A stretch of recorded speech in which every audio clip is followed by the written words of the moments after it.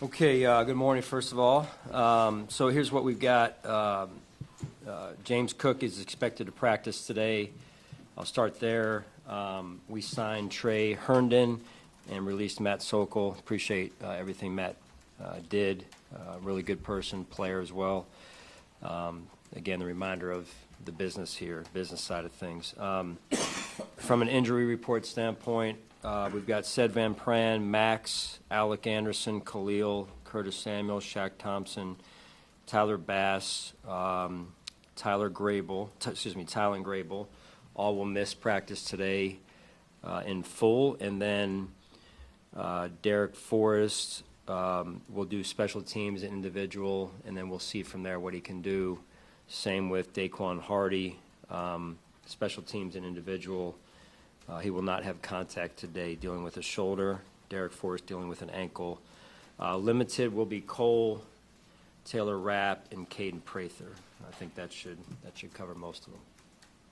Time's yours. To clarify on James, have you had, what do you say expected? Have you had conversations with him that lead you to think he's practicing today? Has anything changed? I would say so. I would say so that things have changed, Elena, with and yes, we've had conversations with James, good conversations, as I've mentioned before, and the information that we're getting is that he is moving in the direction of practicing today. So, we'll see in a few minutes here, but that's the information we've gotten. So. Is that from James himself, just to clarify that? I don't think it's necessary to get into the weeds on it. But, the most important thing is that he is expected to practice, and I'm rather confident that that's going to happen. Sean, with Cole returning today on a limited basis, you spoke a little bit last week about the challenge of not having Taylor and Cole out there a lot together.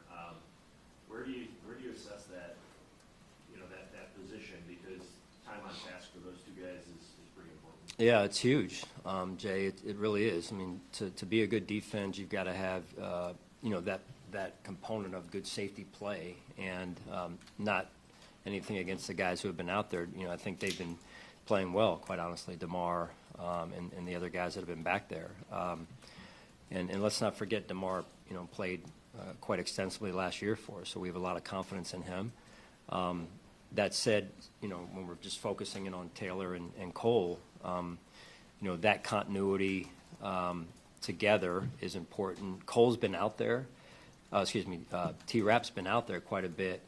Just over the last week he hasn't or so, but Cole's the one who's missed quite a bit of time, again, just like last year. So, it remains to be seen what he's truly able to do and do for us, and, that's a big position for us, right? So, and then, like I mentioned, numerous times over, the continuity between the two of them and pairing up, kind of like the Batman and Robin piece, it's just experiencing things together.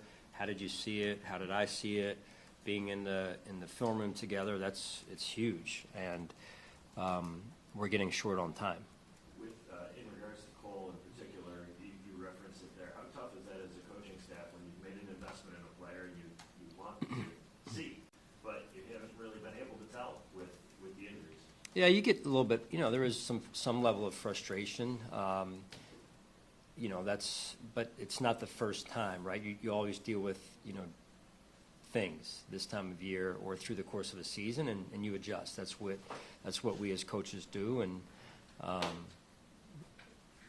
you can only control what you can control. And in some ways, same for the player. It's not like Cole's not wanting to be out there or not trying to be out there or he wants to be injured. That's not it at all. He's the exact opposite of that.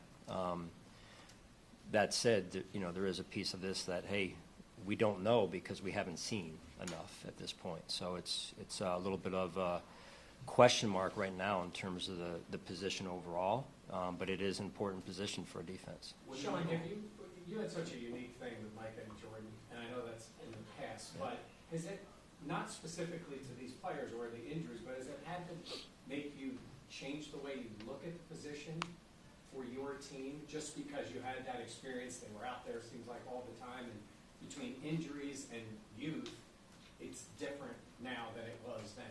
Do you look at the position itself itself for your total defense differently than you Yeah, did before? not necessarily, Mike. I think the biggest thing is you cannot lower your standards, right? And it is such an important position to a defense. I mean, years ago, coaching Brian Dawkins, we had Mike Lewis next to him, we had Tim Houck next to him, we had Blaine Bishop next to him. And that pairing up is critical, probably more than any position on the field, offensively, defensively. And I think the important piece is that we don't lower our standards. If we want to be a good defense, you got to have two safeties that can play football for you. What did you think about Michael White, what he showed you on his snap Saturday, and what have you learned about him since camp started and has gone on? Yeah, I like him. We talk about being a smart football team on defense, in particular in this case, and he is smart. He's tough. He can set a tone for us. And so he's been a really good addition. We've had our eyes on him for, a few years. And to get him here now, it's what you see on tape, you really never know until you get a player here, and free agency is always a little bit some unknown, because you just don't know, coming from a different locker room, culture, what have you. But I think he's going to be able to help us, and unfortunately he'll be gone for the first 6, so we've got to manage that, as you guys know. Sean, on Tyler, where is he right now, Tyler Bass, and how do you balance not being able to have that operation take place here in the middle of training camp just a couple weeks away? Yeah, I mean, that's, again, similar to the safety position. Some level of we got to get going, and Tyler knows that. We've talked. I know Coach Tabes and Tyler have talked. We got to get going, and he'll be out there today a little bit. We're trying to get him going. I said he's going to be out there in like limited fashion-ish. What he's going to do is, he's on a program, and it's, crawl, walk, run, for lack of a better way of saying it. And then the other kicker will be out there too for us. So that'll help us actually be able to get some things done from an operation standpoint, working on some things, and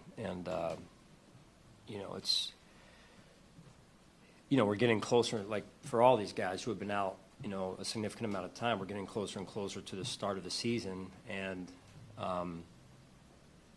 no one's going to feel sorry for us, so we got to get ready to go. So time's running out. Hey, Sean, with Grable and Sack both sidelines, you get to look at some other guys. Can you give us your thoughts on what you thought of Chase Hunt? You played him at some tackle, some guard. As a guy that you drafted, and you need to find a swing offensive line. Yeah, I thought he did some good things, and I would, if Chrome was sitting here, Joe, they'd echo the same. To be able to play two positions, I think shows some level of flexibility. For all these guys that played their first game, it was their first game, right? I'm sure you guys remember the first story you ever wrote, right? And where you are now, what an adjustment. And so it's no different for me, like first game you ever coached compared to now. And it's for our veteran players even. You go through your first preseason game, and you're like, okay, I'm back in the saddle again, and it doesn't always go exactly the way you would hope.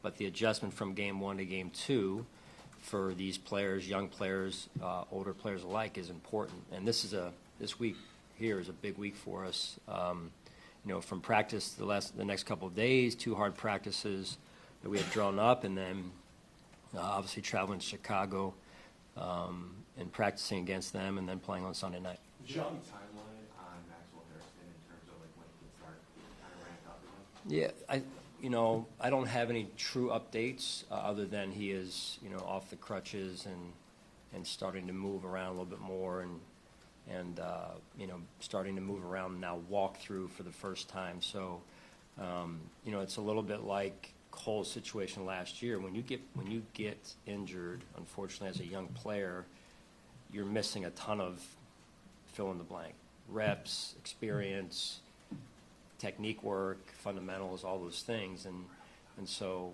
there's going to be a lot of work to get done here as he continues to get going from a ramp up standpoint. Sean, how about Curtis Samuel? We saw him in pregame warm-ups on Saturday before the game, but then you just mentioned that he won't practice. Is he relatively close? We're getting close. Yeah, we're getting close. And I would say, with there's progress in all these names that I read off. It's just sometimes small progress, or we'll get, hey, we think we're making progress. And then all of a sudden it's, we tried to run him, not Curtis in this case, but we tried to run him, and he could only get to 75% before he felt pain, so we got to back him off. And so that's some of the trainers are doing a good job. They're trying to push it, and then they feel the pain, so we got to come down a little bit, So it's kind of the ebb and flow of returning a player to play, just trying to do it smart, because big picture-wise, you never want to get a player out there too early and then they re-injure, and now you got a bigger problem on your hands. So like in Cole's situation, or in this case Curtis's, he's, we've been waiting some time, and we want to continue to be smart, although, it is, I'm getting anxious to get them both back and get them out there. So with the joint practice coming up, is there any thought that starting the year injured with who again? Pearson? We have not had those specific conversations. Due to the timeline, there may be a conversation that needs to be had at some point. Right now, we have not visited that. With the joint practice coming up at the end of the week, is there a couple of things that you guys go into that looking for specifically from your team? Well, I think it's really good, Josh, for love being back in this room. Love it. The AC kicks on every time. Yeah, and some other things that go on in this room. But yeah, so one of the things I think is really good about the joint practice experience is, our young players, but same with anyone on our roster, you get a chance to get into a intense, highly competitive environment. It's not a game, but it's about as close to a game as you could get. And so that experience is invaluable, right? And seeing how our players, that'll be the first for us to see, okay, here's, I think someone mentioned Chase, right? Here's Chase in game one. How did he look? How does he look in Friday's practice against the Bears? And then how does he look in the game? I mean, that's 2 periods of time where we're going to hopefully see growth and him kind of getting more comfortable. Not that in the first year you ever get too comfortable, but it's growth and development opportunities, and getting these guys to like, oh, this is what it is. They have the skill. It's, can they make that adjustment? When you have the skill, it's really about how much experience can we get them in a short amount of time. Sean, the joint practices are new, but it seems like they're more consistently happening. Is the league getting better at getting what you want out of them, making them more efficient? Well, I've heard some things. It's a hard answer for me to say holistically how it's affecting the league. For us, I feel like it's been very valuable the years that we've been able to do it. I heard some things, about some of the joint practices that have gone on, and I think that's where it spills over into some stuff that you really don't, some excess you really don't want. But our goal when we practice together with a team is to make our team better with another environment like I already talked about. The other stuff that goes on, I think, is what the league's trying to get rid of, and honestly, it's a waste of time. Sean, what did you see from Cam Lewis and the role you gave him in the game? Cam Lewis, yeah, I mean, Cam's an important piece for us. He plays a lot of different positions, wears a lot of different hats, played safety primarily for us in the game the other day. And again, I think like when Cam's lived a tough football life because of not only his journey, which has been awesome to watch unfold, but also when you're playing and expected to play more than one position, it takes time to, okay, where do you want me to play this week? And then within the middle of a game, boom, you're over here. It's kind of like, I guess, in some way, like the life of a backup quarterback. You don't get all the snaps, but you're expected to perform when your number's called. So that's not easy, but he's figured out how to really kind of carve out a role for himself in that regard. Sean, I know it's early in the week, but will Josh or the starters play in Sunday night's game? We'll see. I'm not there yet on it. I just want to.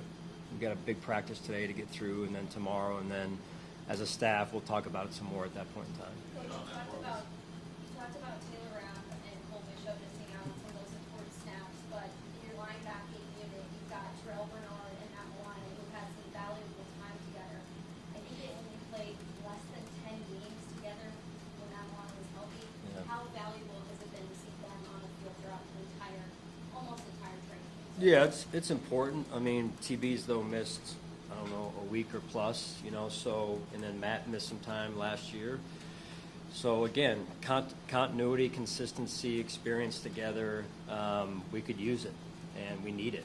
If, we want to be a good defense and play good football overall as a team. You got to have that. That availability piece is real because it breeds trust more than anything, and that's an important piece for us.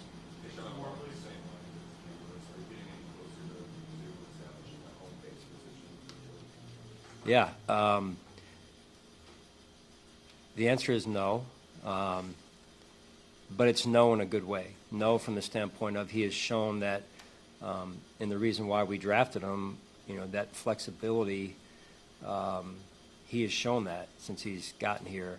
A lot of work to do, right? So thought he did some good things in the game and then the week leading up to the game as well prior to the game. But right now it's a new week, and he is going to be tasked with balancing more than one position, and that'll be his role, at least as it stands right now, and that's a challenge, right? So he looks at this point to have the football acumen to be able to balance it.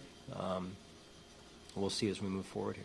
One more clarifying question on James. Is his situation still kind of day-to-day, or is it the whole over? Too early to go there. Right now, I'm just focused on what's right in front of us, which is the practice, which would be a step for us here, which is what we're focused on right now. All right, thank you guys. Appreciate it.